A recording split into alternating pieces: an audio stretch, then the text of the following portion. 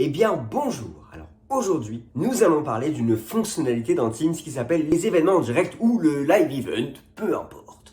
Bon, dans cette vidéo, on va essayer de comprendre quelles sont les différences entre les différents types de réunions, standards, webinaires, live event. Bon, ça, on va y aller assez rapidement. Et ensuite, on va essayer de comprendre comment fonctionne le live event à l'intérieur de Teams. Vous êtes prêts? Vous êtes prêtes? Eh ben, allez, c'est parti, là.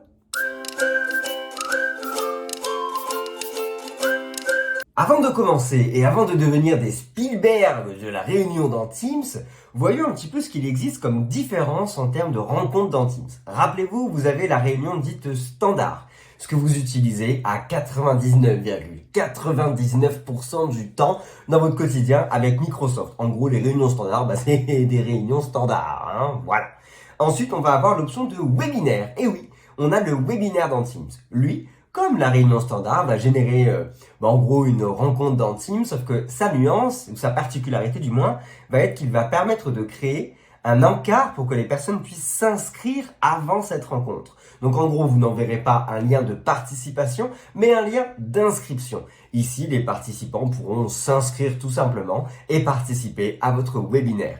Comme la réunion standard, avec le webinaire, vous pouvez gérer les paramètres et les droits que vos participants vont avoir durant la rencontre. Par exemple, le droit d'allumer le micro, d'allumer la caméra, de poser des questions dans le chat ou alors d'activer l'option de questions-réponses. Donc ça, ce sont les nuances et les particularités en termes de réunion standard et de webinaire.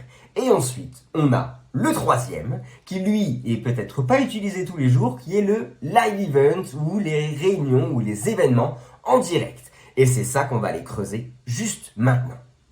Donc, dans cette première partie, première chose, les limites. Un événement en direct, c'est 10 000 participants, mais c'est boosté jusqu'à 20 000 participants jusqu'au mois de juin 2023. C'est 4 heures d'événements en direct et c'est 15 événements en direct en simultané sur votre tenant. Ça veut dire que vous ne pouvez pas faire plus de 15 événements en direct en même temps sur un même tenant. Donc en gros, par exemple, vous êtes une entreprise de 30 000 collaborateurs. Le lundi 19 juin, j'en sais rien, je dis ça au hasard, vous ne pouvez pas faire plus de 15 événements à la même heure. Voilà, en gros, au niveau des limites. Maintenant, comment on va paramétrer et créer un événement en direct? Allez, on va voir ça.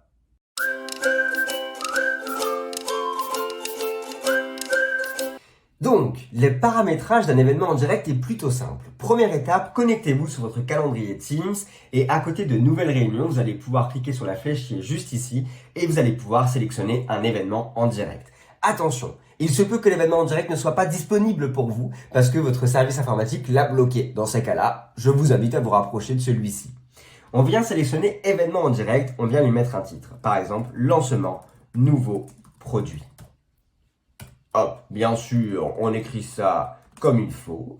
On va pouvoir rajouter ici les personnes qui vont être les producteurs et les personnes qui vont être les présentateurs. Alors la nuance, elle est plutôt simple. Imaginons un journal télévisé. On a les présentateurs, donc ce sont ceux qui vont présenter, qui vont parler, qui seront devant la caméra. Et ensuite, on va avoir les producteurs qui, eux, seront derrière les caméras et qui vont gérer les flux audio, les flux vidéo, le PowerPoint, ainsi de suite, ainsi de suite. C'est la même chose. Ici, on va pouvoir rajouter des personnes que l'on souhaite sans aucun souci.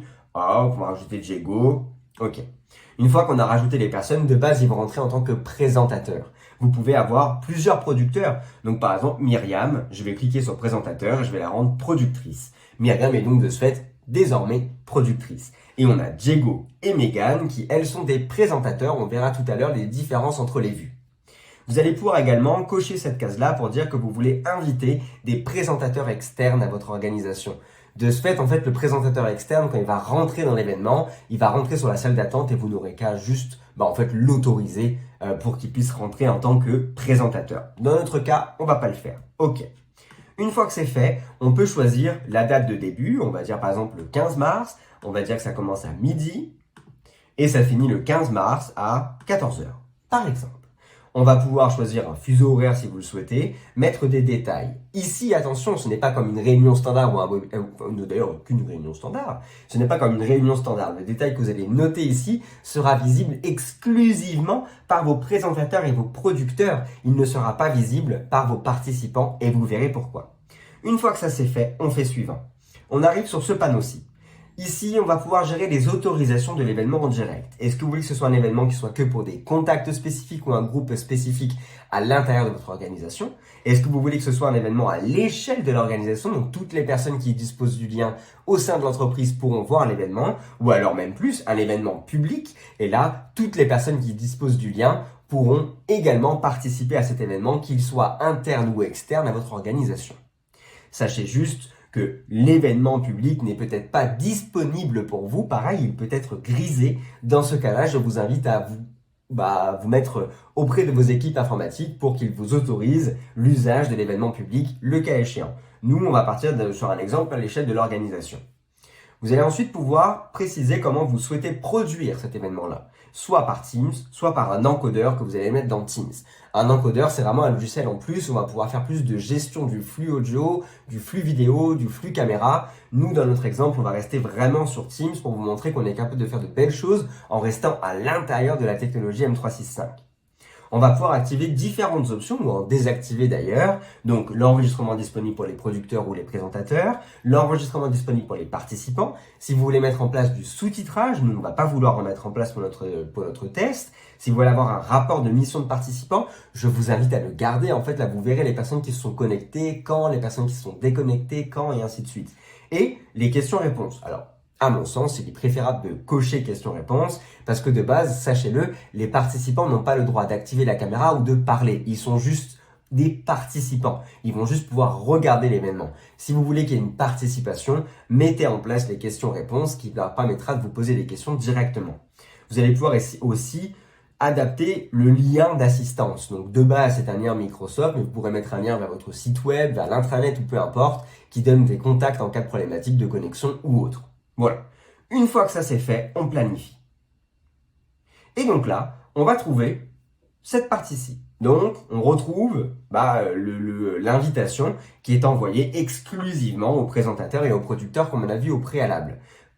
Quand vous voulez et quand vous voudriez envoyer le lien de participation à vos participants, vous devrez prendre le lien qui est juste ici, obtenir un lien de participation.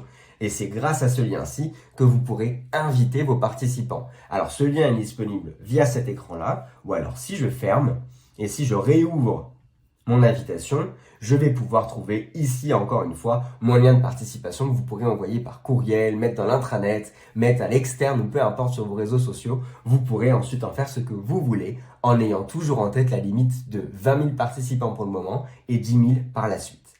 Voilà par rapport à la partie de comment je crée un événement en direct. Allons voir maintenant ce qui se passe dans l'événement en direct sur la vue des producteurs.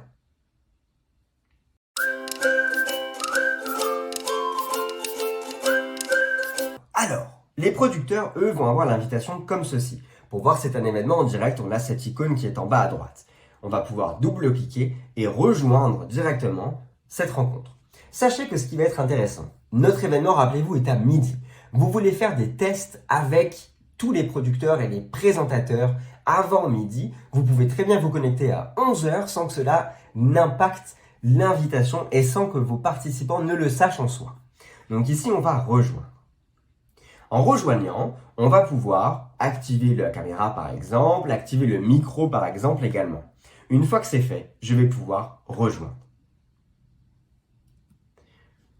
En rejoignant l'événement en direct, je m'aperçois que j'ai un écran qui n'est pas habituel au quotidien parce que j'ai quelque chose qui est à gauche, j'ai quelque chose qui est à droite et j'ai ce qui est en bas ici.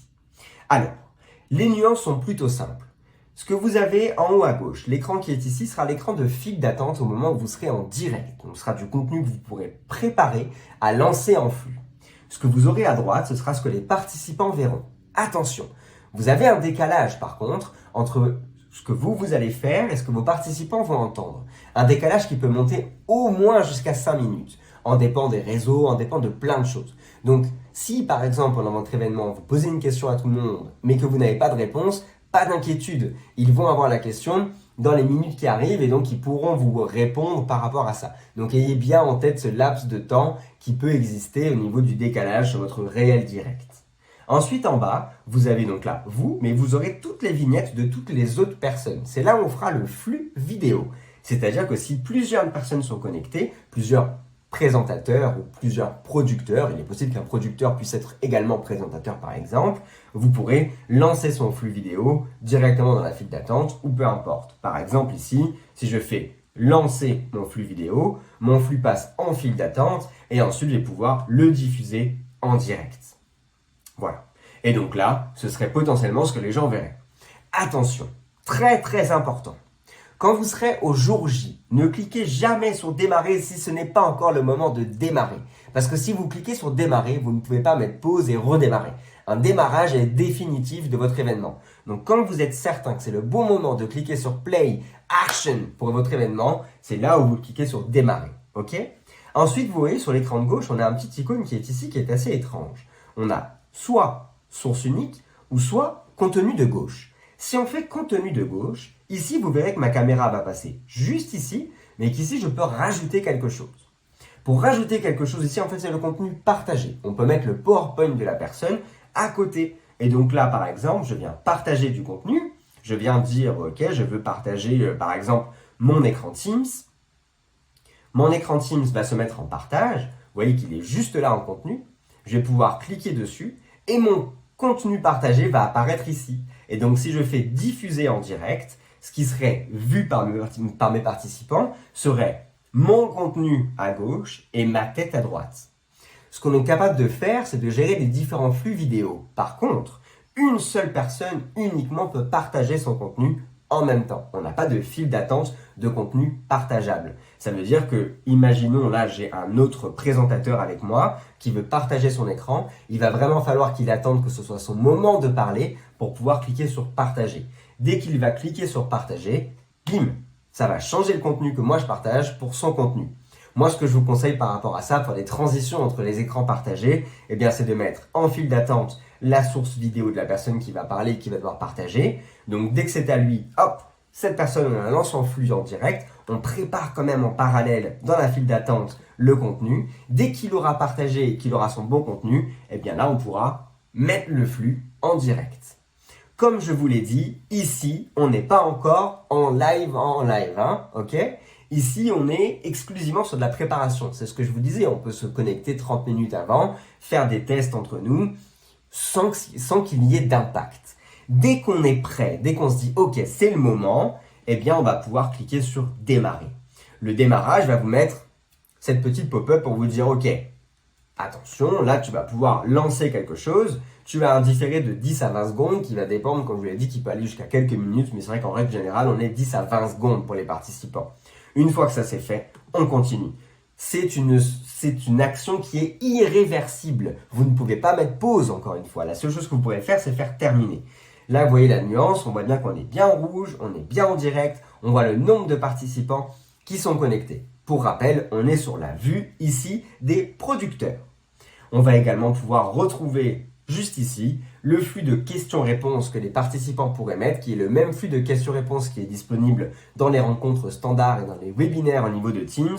Donc on est capable de modérer, on a les questions qui arrivent, on est capable voilà, de venir travailler. Bon, là on a une erreur inattendue, mais bon, ce sont les aléas du direct, me diriez-vous. Ensuite, vous avez le flux de conversation qui lui est également disponible, mais qui est exclusivement disponible pour les présentateurs et les producteurs. Les participants n'ont pas accès au flux de conversation. Ici, quand vous regardez participants, vous ne verrez également exclusivement que vos présentateurs et vos producteurs et non vos participants. Voilà en gros un petit peu la vue qu'on a en termes de production sur le live event. Allons voir maintenant la vue que les présentateurs, j'ai failli dire participants, que les présentateurs ont par rapport à tout ça. C'est parti.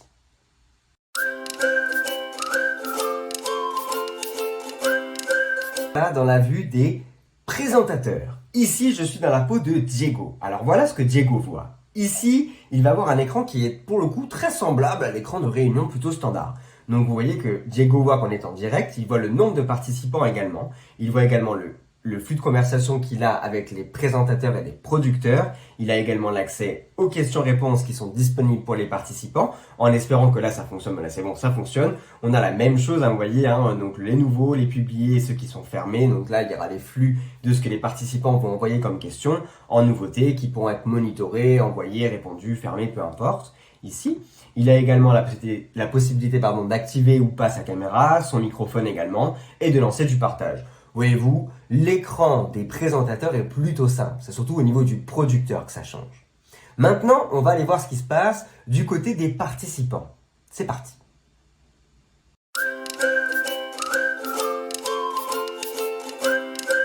Voilà à l'intérieur de la vue des participants.